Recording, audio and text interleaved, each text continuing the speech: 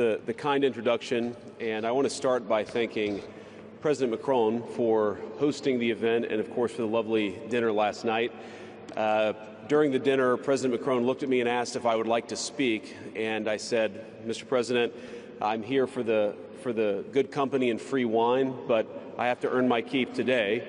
And I, of course, want to thank Prime Minister Modi for being here and for co-hosting the summit, for all of you for participating.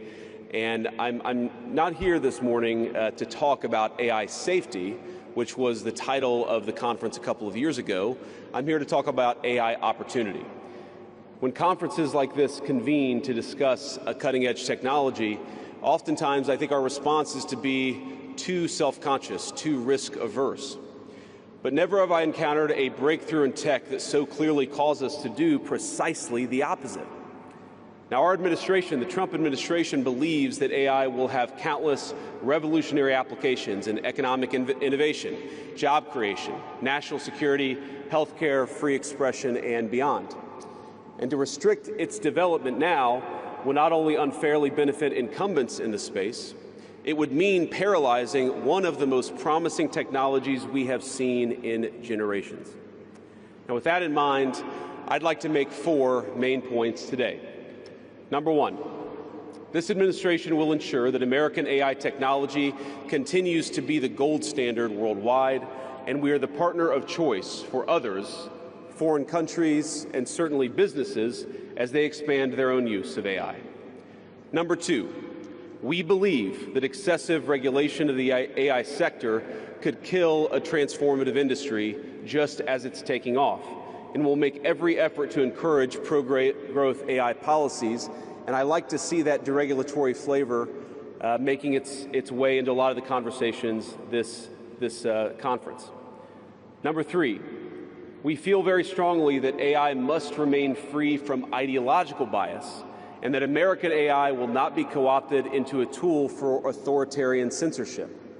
And finally, number 4, the Trump administration will maintain a pro-worker growth path for AI, so it can be a potent tool for job creation in the United States. And I appreciate Prime Minister Modi's point. AI, I really believe, will facilitate and make people more productive. It is not going to replace human beings. It will never replace human beings. And I think too many of the leaders in the AI industry, when they talk about this fear of replacing workers, I think they really miss the point. AI, we believe, is going to make us more productive, more prosperous, and more free. The United States of America is the leader in AI, and our administration plans to keep it that way. The U.S. possesses all components across the full AI stack, including advanced semiconductor design, frontier algorithms, and, of course, transformational applications.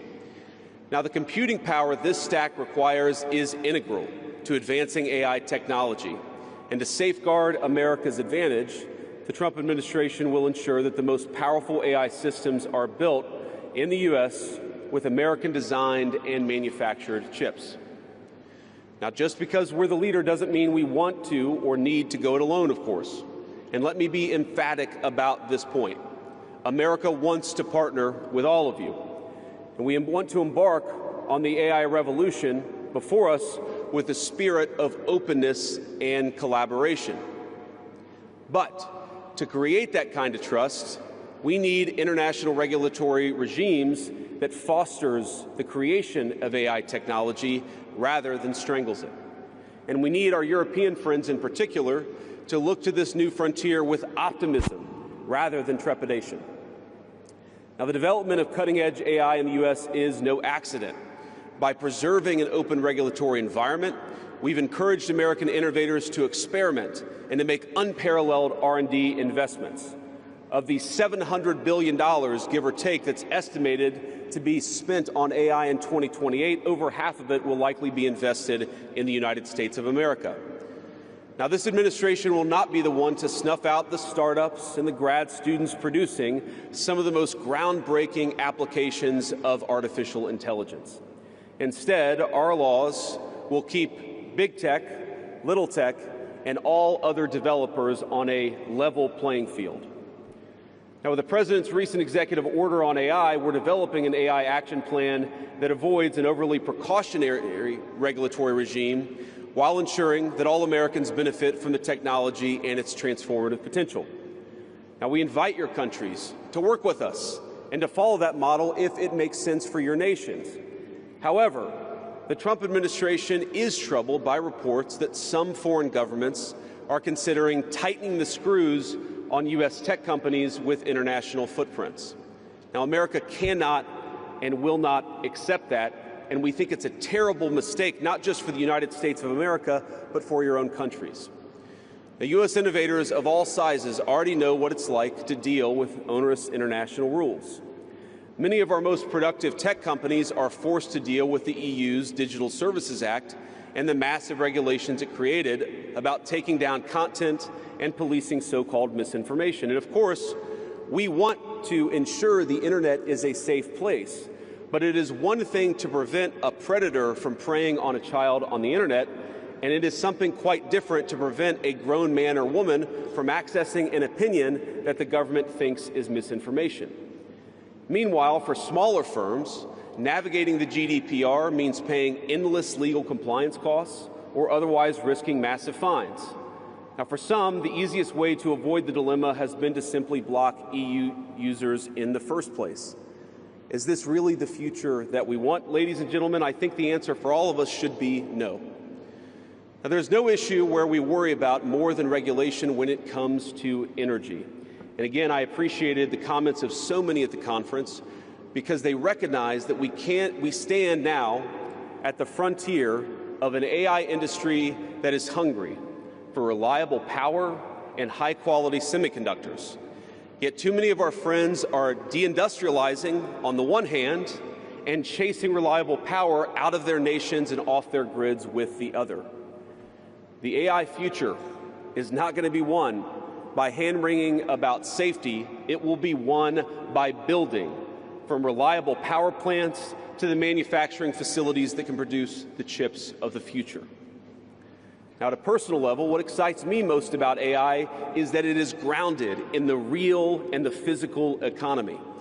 The success of the sector isn't just a matter of smart people sitting in front of a computer screen and coding. It depends on those who work with their hands, even as robotics will change our factories. It will certainly make our healthcare providers better at treating diseases, but it will also depend on the data produced by those healthcare providers, by those doctors and nurses. I believe it will help us create and store new modes of power in the future, but right now, AI cannot take off unless the world builds the energy infrastructure to support it. Now, it's my view that tech innovation over the last 20 years has often conjured images of smart people staring at computer screens, engineering in the world of bits.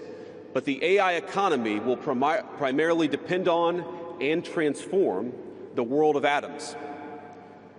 Now, at this moment, we face the extraordinary prospect of a new industrial revolution, one on par with the invention of the steam engine or Bessemer steel. But it will never come to pass if overregulation deters innovators from taking the risks necessary to advance the ball. Nor will it occur if we allow AI to become dominated by massive players looking to use the tech to censor or control users' thoughts. And I'd ask, if you step back a moment and ask yourself, who is most aggressively demanding that we, meaning political leaders gathered here today, do the most aggressive regulation?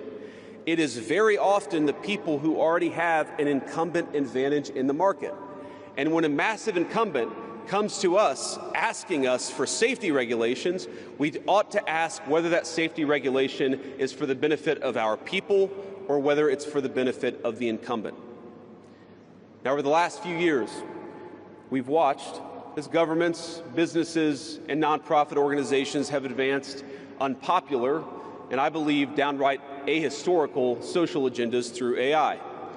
In the U.S., we had AI image generators trying to tell us that George Washington was black or that America's doughboys in World War I were in fact women. Now, we laugh at this now, and of course it was ridiculous, but we have to remember the lessons from that ridiculous moment.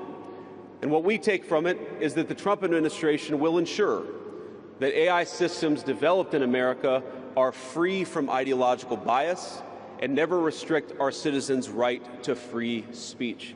We can trust our people to think, to consume information, to develop their own ideas, and to debate with one another in the open marketplace of ideas. Now, we've also watched as hostile foreign adversaries have weaponized AI software to rewrite history, surveil users, and censor speech. This is hardly new, of course.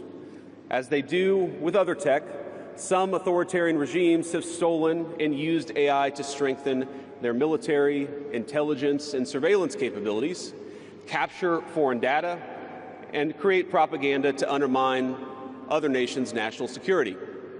I want to be clear. This administration will block such efforts, full stop.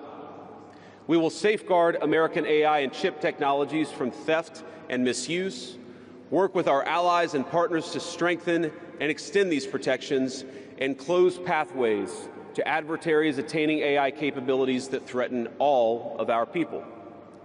And I would also remind our international friends here today that partnering with such regimes, it never pays off in the long term.